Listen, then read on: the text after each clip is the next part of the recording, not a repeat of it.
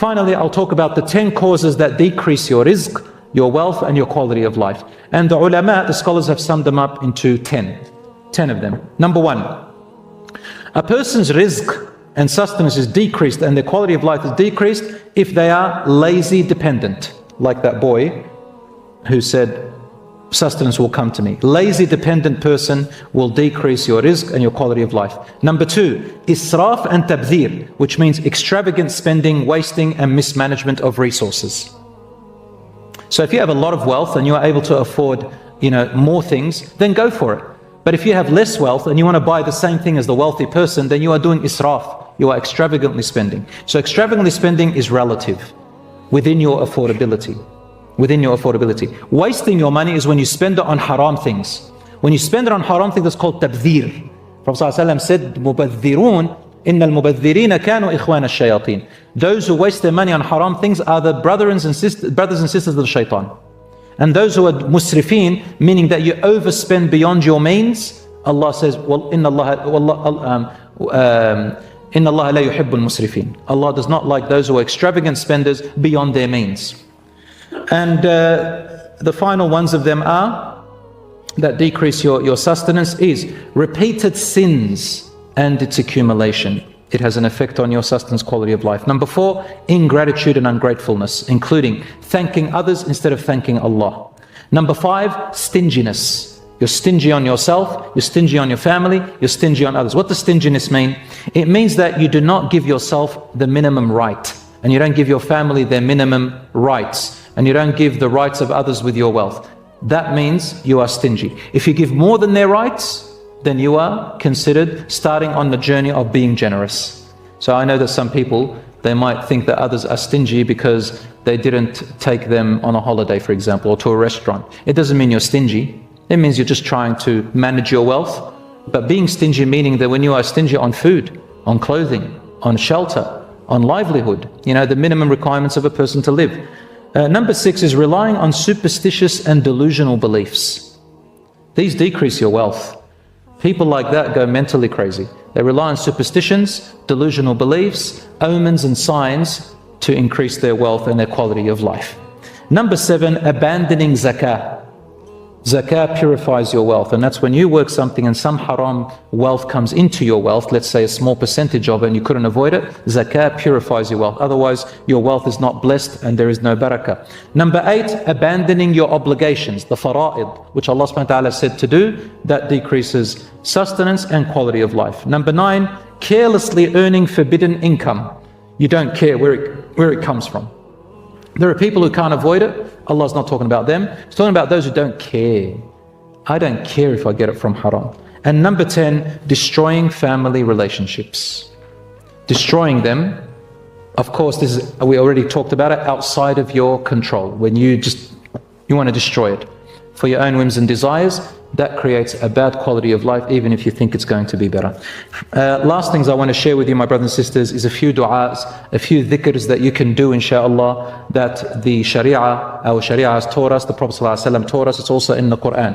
And I'll just say a few of them and conclude with a beautiful poem, if you don't mind. So one of the du'as that the Prophet ﷺ taught us to increase sustenance and quality of life is the following. I just chose the shortest ones. Allahumma inni as'aluka ilman nafi'an وَرِزْقًا طَيِّبًا وَعَمَلًا مُتَقَبَّلًا. O Allah, I ask you for knowledge that is of benefit, a good provision, and deeds that will be accepted. And you should recite this dua upon waking up in the morning. Once again, Allahumma inni as'aluka ilman nafi'an wa rizqan tayyiban wa amalan mutaqabbala. The second one is a dua of Yunus alayhi salam to take you out of any difficulty. Subhanaka Allahumma inni kuntu min al-zalimin, or Subhanaka inni kuntu min al-zalimin. O Allah, you are so perfect, I am not. I have oppressed and wronged myself. Saying this dua will take you out of every hardship. The Prophet ﷺ said so. Another dua that you can say and dhikr is this. Allahumma inni a'udhu bika min al-faqri wal-qillati wal-dhilla. O Allah, I seek refuge in you from poverty and from and from lack of resources, وَالذِّلَّةِ and humiliation, needing to ask people. وَأَعُوذُ بِكَ أَنْ أَظْلِمَ وَأَنْ أُظْلَمَ and I seek refuge in you, my Lord, from being an oppressor to others and from others oppressing me. This is Rasul sallallahu alayhi wa sallam tells the hadith in Rawahu Imam Ahmad. So these are some ways, brothers and sisters, some dhikr. Download a book called Fortress of the Muslim and take some dhikr du'as from there that inshallah when you say them, bi'idhnillah, by the will of Allah subhanahu wa ta'ala, it has an effect on the provision, and Allah subhanahu wa ta'ala works with you when you make this dhikr. Finally, I finish with this beautiful poem of reflection.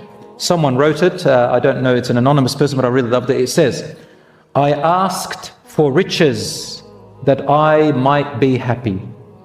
I was given poverty that I might be wise. I asked for power that I might have the praise of men. I was given weakness that I might feel the need of God and empathy. I asked for all things that I might enjoy life. I was given life that I might enjoy all things. I got nothing I asked for, but everything I had hoped for. Almost despite myself, my unspoken prayers were answered. I am among men most richly blessed. In the Quran, every time I saw rizq, there are always four things about it that Allah connects. Number one, rizq is always accompanied with gratitude. You have to be grateful to Allah for the rizq. Number two, that it is accompanied with knowing that you get what you need, not what you want always. Allah gives you what you need for what He wants you to be in this life.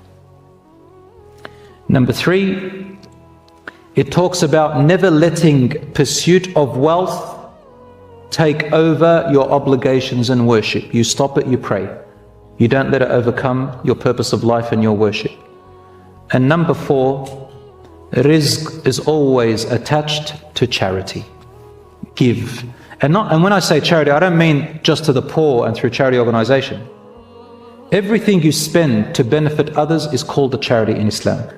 Your wife, your husband, your mother, your father, your children, your siblings, your uncles, your aunts, whatever is within your means and abilities, even what you spend on yourself for your sustenance and livelihood is also called sadaqah and infaq, charity.